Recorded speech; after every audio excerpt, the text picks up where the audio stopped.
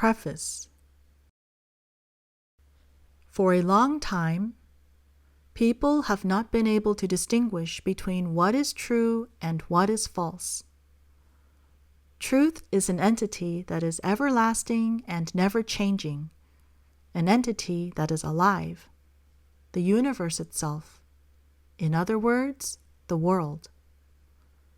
Falseness is the human mind world, which humans have in their minds by taking pictures of the true world with their minds.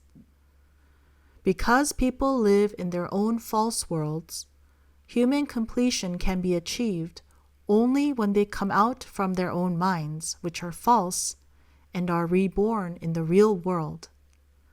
This is when humans become complete. Religion, philosophy, and academia will all become right, and people will be able to live well and live happily. People have learned only false things in a false world, and thus do not know what is true. Consequently, they live with suffering and burden. Only one who is true knows both what is true and what is false. One who is false lives knowing neither, and his consciousness is dead. Ask yourself, if you cannot become or have not become true at the place you go in order to become true, then isn't that place false? It is most likely that only the place where one is in the process of becoming or has already become true is true. Human completion is achieved when the false world and the self that lives in that world no longer exist, and one has been reborn in the real world.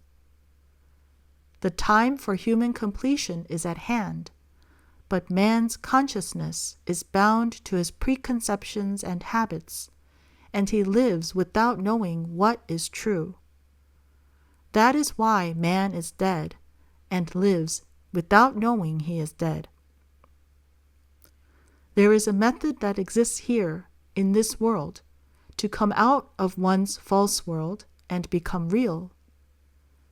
Therefore, I write this book with the hope that everyone will become true and be reborn in the new world of completion.